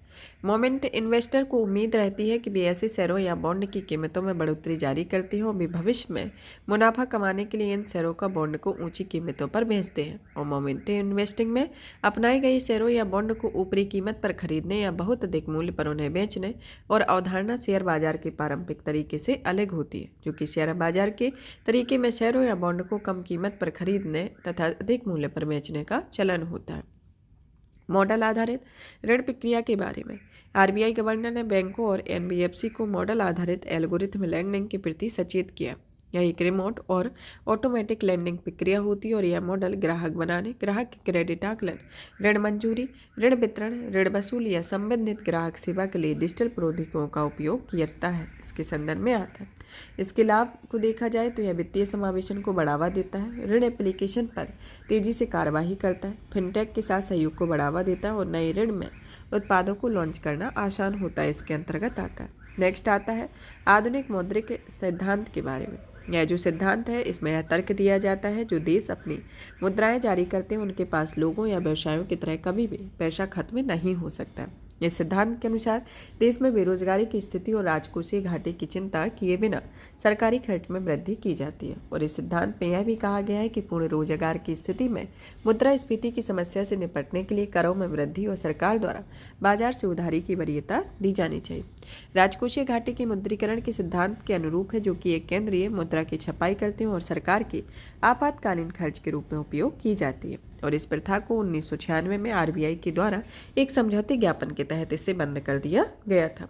नेक्स्ट आता है भारतीय लोहे अयस्क बाजार के बारे में कि भारतीय प्रतिस्पर्धा आयोग ने लोहे अयस्क के बाजार में प्रतिस्पर्धा की जांच पड़ताल करने के एक अध्ययन प्रकाशित किया। लोहे अयस्क को मुख्य तौर पर मैग्नेटाइट और हेमेटाइट जैसे लोहे ऑक्साइड से बना होता है। यह लोहे अयस्क को रिडक्टेड या अपचायक के साथ अत्यंत उच्च तापमान पर गर्म किया जाता है, जिसके अंतर्गत इसमें रासायनिक अभिक्रिया के परिणामस्वरूप लोहे धातु प्राप्त होती है, जिसमें कुछ तथ्य सामने आए हैं कि पहला, भारत में लोहे अयस्क के उत्पादन में आत्मनिर्भर हुआ है। लोहे अयस्क के वैश्विक उत्पादन में भारत की हिस्सेदारी लगभग 7% और भारत विश्व में चौथा सबसे बड़ा लोहे उत्पादक देश बन गया है। इसके संदर्भ में आता है जिसमें लोहे अयस्क की प्रमुख खानें बताई गई हैं, जिसमें उड़ीसा झारखंड बेल्ट, दुर्ग बस्तर चंद्रपुर बेल्ट और महाराष्ट्र गोवा बेल्ट, बेल्लारी चित्रकूट चिकमंगलुरु तुमकुर बेल्ट इसके अंतर्गत आती हैं। इसके अंतर्गत नेक्स्ट आता है ऑडिट गुणवत्ता में कमियों के बारे में कि राष्ट्रीय वित्तीय रिपोर्टिंग प्राधिकरण ने 4 बड़ी ऑडिट फर्मों के ऑडिट गुणवत्ता में कमी को रेखांकित किया। यह जो कमी है यह NFRA ऑडिटिंग के पेशे से जुड़ी एक विनामकीय संस्था होती है जो भारत में लेखांकन के मानकों के अनुपालन की एक निगरानी करती है। NFRA कंपनी अधिनियम 2013 की धारा में 132 के तहत 2018 में गठित एक वैधानिक निकाय होता है। इस अधिनियम के तहत NFRA एक ऑडिटिंग मानकों के अनुपालन की निगरानी करने और संबंधित व्यवसायों में सेवा की गुणवत्ता की पर्यवेक्षण करने का कार्य सौंपा गया है, जिसके तहत 4 बड़ी ऑडिट फर्मों की ऑडिट गुणवत्ता का निरीक्षण किया जाता है, जिसमें 4 फर्में आती हैं। पहली आती है Deloitte Haskins and Sells LLP, BSR and company LLP। Next आती है तीसरी SRBC and company LLP, Price Waterhouse chartered accountant LLP आती है। इसमें रेखांकित किए गए मुद्दे में आते हैं स्वायत्तता का मुद्दा, ऑडिट से संबंधित दस्तावेजों का गुणवत्ता, जोखिम का अपर्याप्त आकलन, बिनामी अनुपालन संबंधी मुद्दे इसके अंतर्गत आते हैं। भारतमाला के पहले चरण को बढ़ाया इसके संदर्भ में कि भारतमाला के पहले चरण को पूरा करने के लिए समय सीमा बढ़ाकर 2027-28 कर दी गई है। भारतमाला परियोजना को सड़क परिवहन और राजमार्ग मंत्रालय के अधीन शुरू किया गया है, जो कि राजमार्ग क्षेत्र की एक अम्ब्रेला योजना है, जिसमें 2017 में इसके चरण फर्स्ट को मंजूरी दी है और इसका उद्देश्य 34,800 किलोमीटर के राष्ट्रीय राजमार्गों का विकास करके महत्वपूर्ण अवसंरचना की कमी को समाप्त करना है, जो नवंबर 2023 तक इस परियोजना में 42% काम पूरा हो चुका है। भारतमाला परियोजना के उद्देश्य को देखा जाए तो यह महत्वपूर्ण अवसंरचना की कमियों को समाप्त करके देश भर में माल ढुलाई और यात्री आवाजाही की दक्षता सुनिश्चित करती है, पूर्वोत्तर भारत में कनेक्टिविटी में सुधार लाती है, मल्टी मॉडल लॉजिस्टिक पार्क का विकास करके मौजूदा गलियारों की दक्षता में सुधार लाती है। भारतमाला परियोजना की विशेषताओं को देखा जाए तो यह गलियारों को अपग्रेड करने की एक ज़रूरत है या नहीं, इसका निर्धारण करने के लिए गलियारों की सैटेलाइट मैपिंग की जानी चाहिए। 1500 से अधिक पॉइंट को प्रौद्योगिकी की सहायता से स्वचालित ट्रैकिंग सर्वेक्षण किया जाएगा। 600 जिलों में माल ढुलाई के स्रोत गंतव्य अध्ययन तक पहुँच जाएगा, इसके संदर्भ में आता है। भारतमाला चरण के फर्स्ट चरण के अंतर्गत देखा जाए तो आर्थिक गलियारे में 9,000 किलोमीटर पूर्ण आर्थिक क्षमता का उपयोग किया गया है। इंटर कॉरिडोर फी और फीडर जिसमें समग्र कनेक्टिविटी सुनिश्चित की गई है। राष्ट्रीय गलियारा दक्षता में सुधार होगा, जिसमें कार्यकुशलता बढ़ेगी। सीमावर्ती सड़कें और अंतर्राष्ट्रीय कनेक्टिविटी, सीमावर्ती इलाके में कनेक्टिविटी को बढ़ावा दिया जाएगा। तटीय सड़कें और बंदरगाह कनेक्टिविटी होंगे। ग्रीन फील्ड एक्सप्रेस वे होंगे, जो कि तीव्र लाभ के लिए एक्सप्रेस वे है। राष्ट्रीय राजमार्ग विकास परियोजना का शेष कार्य किया जाएगा, जो कि सर्वांगीण कनेक्टिविटी को बढ़ावा देगा, इसके संदर्भ में आता है। नेक्स्ट आता है DSIBs 2023 की सूची के बारे में कि भारतीय रिजर्व बैंक ने 2023 में घरेलू प्रणालीगत रूप से महत्वपूर्ण बैंकों की सूची जारी की है। DSIBs परस्पर संबद्ध संस्थाएं होती हैं, जिसमें इतनी बड़ी संस्थाएं होती हैं इनकी विफलता पूरी वित्तीय प्रणाली को प्रभावित कर सकती है और अस्थिरता पैदा कर सकती है, और इस कारण इन्हें असफल होने नहीं दिया जा रहा है, इसके संदर्भ में आती है। DSIBs का दर्जा जो है वह अग्रलिखित आधारों पर दिया जाता है। उनके आकार, उनकी अंतर संबद्धता, उनका विकल्प या वित्तीय संस्थान अवसंरचना आसानी से उपलब्ध ना हो या जटिलता इसमें भी विफल हो जाती है, तो बैंकिंग प्रणाली में समग्र अर्थव्यवस्था की आवश्यक सेवाओं में व्यापक बाधा उत्पन्न हो जाती है। DSIBs की घोषणा को सर्वप्रथम 2014 में की गई थी। यह बैंकिंग पर्यवेक्षण में बेसल समिति पर आधारित है, जिसमें बैंकों को 5 बकेट्स में रखा जाता है, जिसमें बकेट 4, 2 और 1 के अंतर्गत जिसमें जो भारतीय स्टेट बैंक में बकेट 4 में, HDFC बैंक को 2 में और ICICI बैंक को बकेट 1 के अंतर्गत रखा जाता है, इसके अंतर्गत आती है। नेक्स्ट आता है पेमेंट इंफ्रास्ट्रक्चर डेवलपमेंट फंड के बारे में।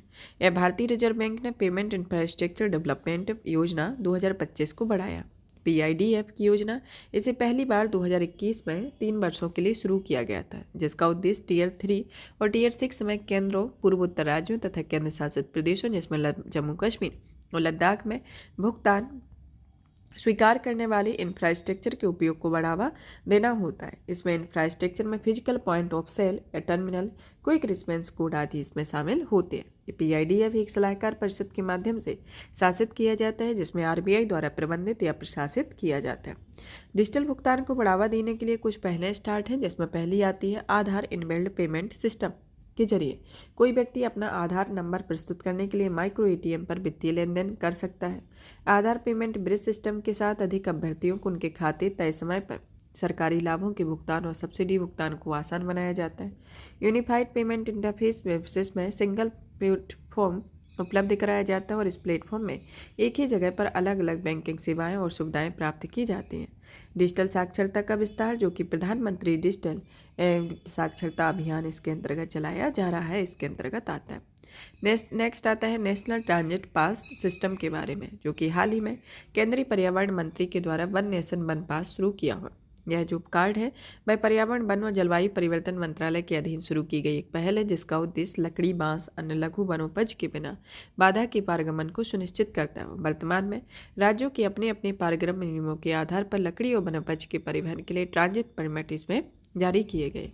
एनटीपीएस निजी भूमि या सरकारी या निजी डिपो से लगी लकड़ी, बांस और एनएफपी के राज्यों के बीच राज्यों के भीतर परिवहन के रिकॉर्ड में मदद करता है, इसके संदर्भ में आता है। नेक्स्ट आता है कि वनोपज और एमएफपी को बढ़ावा देने के लिए अन्य पहले स्टार्ट है, जिसमें पहली आती है प्रधानमंत्री वन योजना शुरू की गई है, जिसका उद्देश्य वन आधारित उत्पादों के लिए वैल्यू चेन विकसित करना और जनजातीय समुदायों की आय को बढ़ाना होता है। दूसरा आता है कि हाल ही में भारतीय वन और लकड़ी प्रमाणन योजना शुरू की गई है, जो कि संधारणीय वन प्रबंधन कृषि वानिकी को बढ़ावा देने के लिए डिजाइन की गई एक नई स्वैच्छिक थर्ड पार्टी प्रमाणन योजना है। न्यूनतम समर्थन मूल्य, जो कि एमएफपी के विपणन के लिए तंत्र, एमएफपी के वैल्यू चेन के विकास के लिए योजना बनाई जा रही है, इसके संदर्भ में आता है। अटल सेतु नेहावा सेवा सीलिंग, इसका उद्घाटन प्रधानमंत्री ने किया है। देश का सबसे लंबा समुद्री पुल है, जिसे मुंबई ट्रांस हार्बर लिंक कहा जाता है। 21.8 किलोमीटर लंबा पुल है, जिसमें 16.5 किलोमीटर पूरी तरह से समुद्र के ऊपर बना है। यह मुंबई में सेवरी को रायगढ़ जिले से नहासा सेवा से जोड़ता है और मुंबई नवी मुंबई के बीच यात्रा आसान हो जाएगी।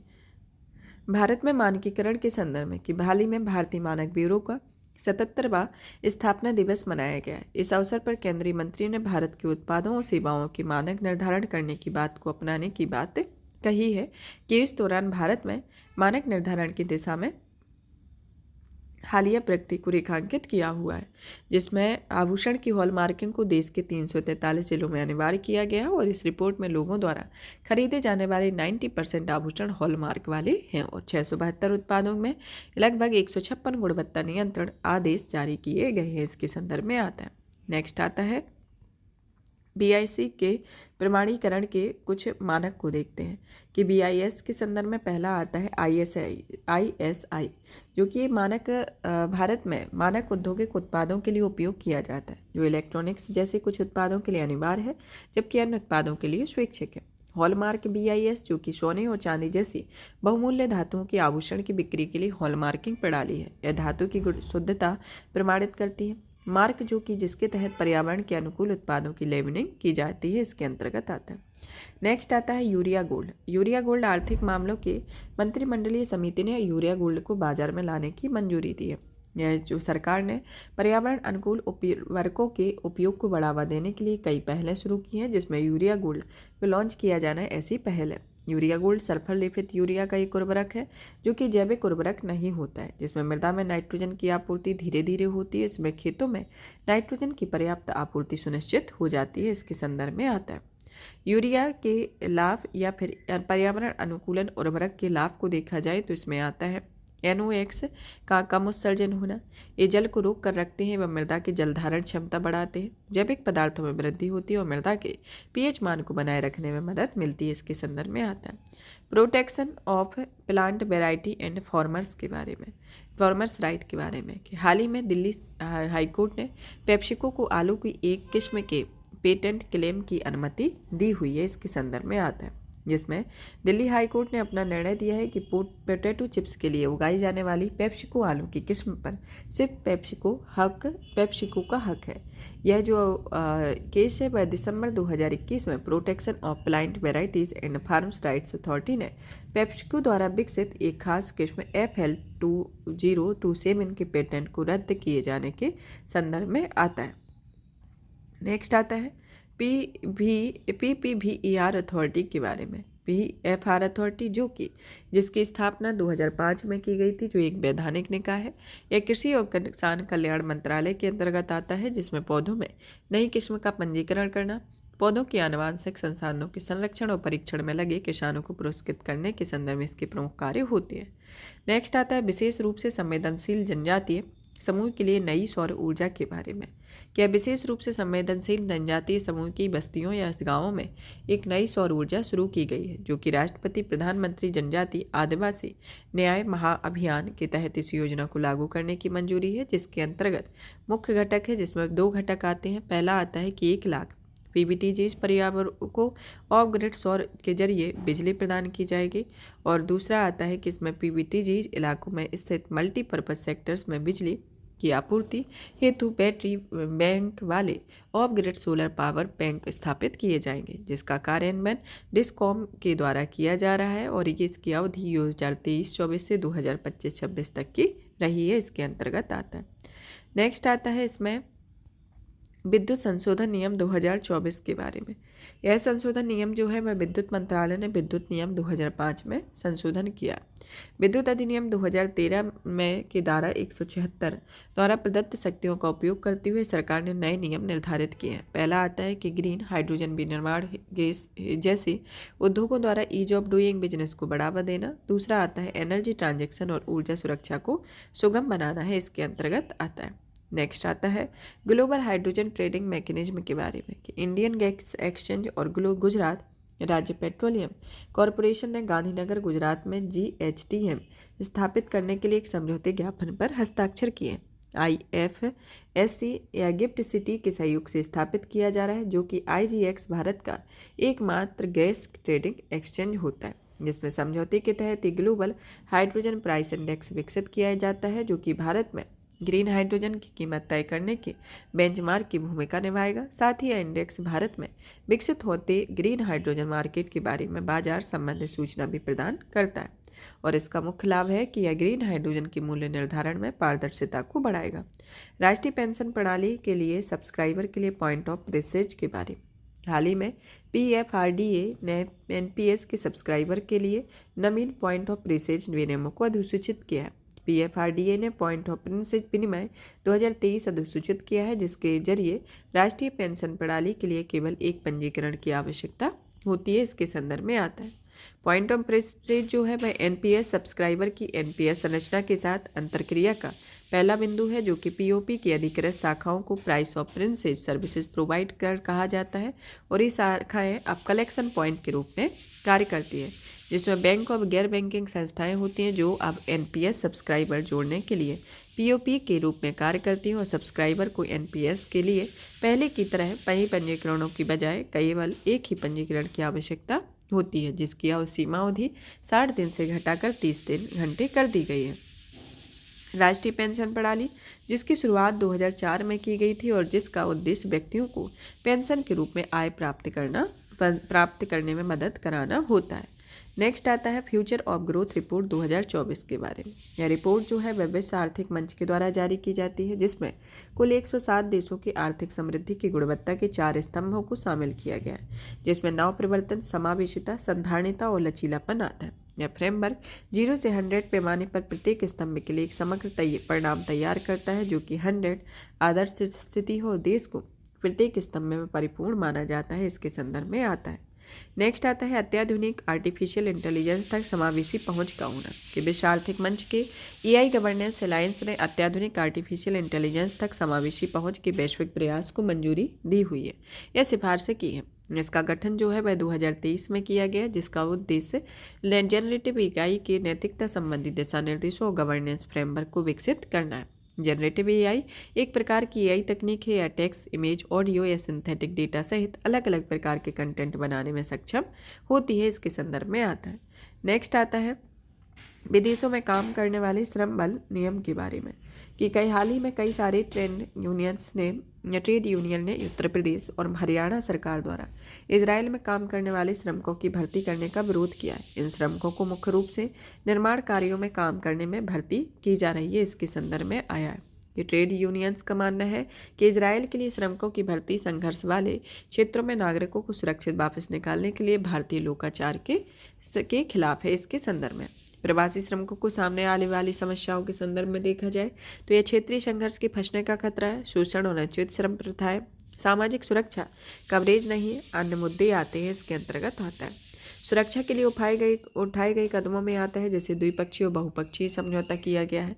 कल्याण कार्यक्रम शुरू किए गए। भारत में global compact for safe and ordinary and regular migration समझौता 2018 में हुआ था। अन्य उपाय के अंतर्गत ई माइग्रेंट एप्लीकेशन योजना को भी शुरू किया गया है, इसके अंतर्गत आता है। नेक्स्ट आता है अन्वेषण लाइसेंस व्यवस्था लागू करने के लिए नियम का होना, कि खान मंत्रालय ने अन्वेषण लाइसेंस व्यवस्था लागू करने के लिए 4 नियम अधिसूचित किए। ये नियम जो है खान और खनिज अधिनियम 1957 को अधिसूचित करते हैं, जिसमें पहला आता है खनिज संशोधन नियम 2024, दूसरा खनिज संरक्षण विकास नियम 2024, खनिज सामग्री का साक्ष्य संशोधन नियम 2024, परमाणु और हाइड्रोकार्बन ऊर्जा खनिजों के अलावा रियाज संशोधन नियम 2024 आता है। इनमें अन्वेषण लाइसेंस का अर्थ होता है कि भूमिक्षण परिचालन के या पूर्वेक्षण परिचालन या दोनों तरह के संपन्न इसके अंतर्गत कराए जाते हैं, जिनकी अवधि 5 वर्ष होती है और इसमें लाइसेंस प्रदाता राज्य सरकार प्रतिस्पर्धी बोली के माध्यम से लाइसेंस प्रदान करती है, इसके अंतर्गत आता है। नेक्स्ट आता है कोयला या लिग्नाइट गैसीकरण योजना। मंत्रिमंडल ने कोयला या लिग्नाइट गैसीकरण परियोजनाओं को बढ़ावा देने के लिए 8,500 करोड़ रुपए की व्यवहार्यता अंतराल वित्त पोषण को मंजूरी दी है। व्यवहार्यता अंतराल वित्त पोषण के प्रमुख बिंदुओं को नजर डाली जाए तो इसमें कोयला गैसीकरण परियोजनाओं के लिए सार्वजनिक क्षेत्र के उपक्रमों और निजी क्षेत्र के निम्नलिखित 3 श्रेणियों में आर्थिक प्रोत्साहन दिया गया। पहली के अंतर्गत पीएसयू को 3 परियोजनाओं तक सहायता दी जाएगी, दूसरे के अंतर्गत निजी क्षेत्रों और पीएसयू को सहायता दी जाएगी और श्रेणी 3 में इसमें प्रदर्शन परियोजनाओं में लघु पैमाने पर उत्पाद आधारित गैसीकरण संयंत्रों को सहायता दी गई, जिसमें श्रेणी 1 और 2 के तहत सहायता प्राप्त करने वाली कंपनियों को प्रतिस्पर्धी बोली प्रक्रिया के माध्यम से चुना जाएगा, इसके अंतर्गत आता है। नेक्स्ट आता है इस्पात निर्माण में। इस्पात निर्माण में केंद्रीय इस्पात मंत्री के अनुसार सरकार ने 2047 तक इस्पात निर्माण प्रक्रिया की स्क्रैप के उपयोग की हिस्सेदारी बढ़ाकर 50% कर दी है।